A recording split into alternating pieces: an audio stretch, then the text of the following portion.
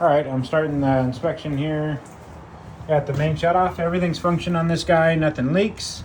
There's nothing wrong with this. I just wanted to point it out because it's just kind of funky how they did it. They went copper, screwed on a brass piece, went to galvanized, went to a wall mount hose bib, then to PVC, then back to brass, then to PVC. It just looks a little funky. I did list an option to correct it, but at this time it's not leaking and nothing's wrong with it at the moment. I just thought that it didn't look that great. Everything's functioning good at the kitchen sink. I only noticed a couple of things here. Underneath, it doesn't have an air gap for the dishwasher cord, and they just pinned it right here all the way on the opposite side. When you don't have an air gap, it's better to loop this guy up so that it goes above the sink drain level, so that way anything that's chewed up in here doesn't accidentally shoot and go downhill. They didn't quite get this thing up high, so I would think it'd be better to detach this and put it up over here. This black stuff that you see, that's the stuff that comes from the disposal and will end up going back towards this direction, so it's better just to pin it up higher. That's a minor fix. The shutoffs work.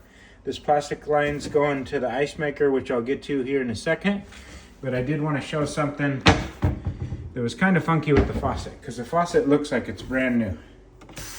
And when I operate it, I always check this joint to make sure it's all tight and not leaking, which it's not.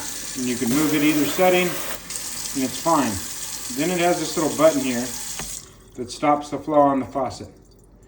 And when you hit it and stop the flow, it makes this thing leak. And so it's completely tight, it doesn't leak. I already tried tightening it more, it doesn't leak any other time. Only when you hit that button for that extra attachment. I don't know why there's a button to pause it, because you could just turn the faucet off if you don't need it running. So I'm not quite sure what that's for. But as long as you don't press this button, this thing don't leak. And then I'm going to show you the ice maker line here. That's one of my concerns about the kitchen. And so this is the end of the ice maker line. So all they did was kink it over and tape it, and that thing's under pressure right now. So if this thing were to get loose and not be kinked over, it's going to leak water everywhere here in this kitchen. So for the time being, I'm just going to leave this shutoff off. And so what I would recommend is just eliminate this thing altogether with, or put an in-wall box with a shutoff, which would be the better way. Then you would just have a shutoff that's in the wall behind the fridge, and it would be hard piped to the piping under the house. All right, so that's everything here. I'm going to head over to the bathroom area. So this is the hall bath. Everything's functioning good here. I don't particularly like rubber supply lines for the toilets. I like the steel braided ones better because they last longer, but it doesn't mean that that thing's not right. It's still sealed and it's not leaking or anything. All the shutoffs under these sinks have been updated. These all look like new faucets. The waste and overflow drain, which this and this are connected, it doesn't look that great. And when I did the crawl underneath the house, I confirmed that it is leaking. So it'd be a good idea to update this waste and overflow here. This looks like it's an original valve with the house just because of the style of it, but it looks really well maintained. It's all nice and shiny, still functions all smooth, and everything's all functioning good other than the waste and overflow leaking. The master bath, I'm not even going to bother heading over there. I found zero problems in there. Everything looks good in the master bath. Didn't see anything leaking or anything like that. I couldn't make it all the way to the master bath under the house just because the ducting isn't in that great a shape, and I didn't want to possibly have it fall apart while I was trying to squeeze under it. All right, now the next part. This is the laundry room. It was recently redone, and so these are the shutoffs for it. They look all nice and new. Don't see any leaks coming from them. This is the drain, and so they haven't took that plug off yet. You got to actually pop these off and sometimes cut them out with a razor knife to make them accessible. They also didn't take off the cap for the clean out here, and they didn't put in a fitting for the clean out because this cap hasn't been taken off. So this thing will also have to get popped and cut out of there, and then we would need to glue on a new cover here with a screwable cap so that it has the clean out access for it. And so this will all be listed in my report. In the same room here right behind me is the water heater. The water heater is only 2 years old. I did notice that the gas supply line is really skinny for it. It should be a larger size. And it's the original shutoff. I don't like these shutoffs because if you look at the bottom side of it, it goes all the way through. And I just noticed in my experience, they're more susceptible to leaks. This one currently isn't leaking, but I just updated. If we're already gonna update this to a larger size, it'd be better to update that guy as well. And plus it's the skinnier size on this shutoff is the reason that they use this cord. So it'd be better to update that, put a new shutoff on it, and then they'd be all good.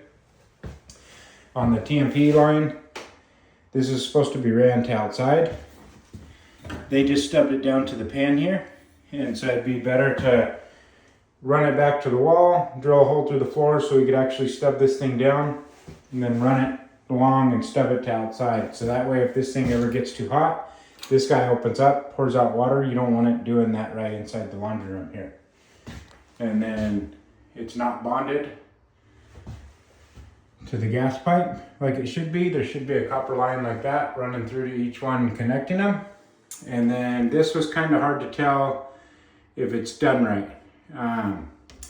You see the lip here. These are supposed to go into the fittings as they go up. But this one looks like it's going out of it. And I can't tell if there's screws on this. So while we're doing these other updates to it, it'd be a good idea to take this tape off and check this and then put in a one that fits into this guy properly rather than leaving it like that. That way when the gases are flowing up, it all goes into the next pipe and up and out of the house. It doesn't have this where it's sticking out further. All right, I'm gonna bring you out back next. This is the backyard hose spigot. I'm not quite sure what this was for, and they just stuccoed over it. It's definitely abandoned because it's not being used. And when you turn this guy on, it leaks from the handle. So you'd want to undo this guy and replace it. All that's listed in my report. Underneath this box here is all the controls for the irrigation, so all the anti-siphon valves. They're all functioning good. I turned on every zone. It seemed like it was working nice and good. And as you can see from the grass, it's all nice and watered. This is the sewer clean out. It's not a two-way clean out, it's just a one-way clean out. Comes this way, and then goes into the line and heads towards the street. As for the line leading up to the street area, everything looks good. I did find an offset. It's right around here. And then soon after that, there's a small root intrusion, nothing big, but if we're fixing this area, we could just dig this up and repair both sections at the same time. And it looks, from where I located, that it's not quite under the sidewalk where the root intrusion's getting in, possibly close to it. So that's nice because we wouldn't have to open up the sidewalk because that would include a different type of permit to do the work. Once you're opening the sidewalk, then you have to do that. But out here, we could just do a minor repair here and get it all fixed up. All right, so that's it. That completes everything.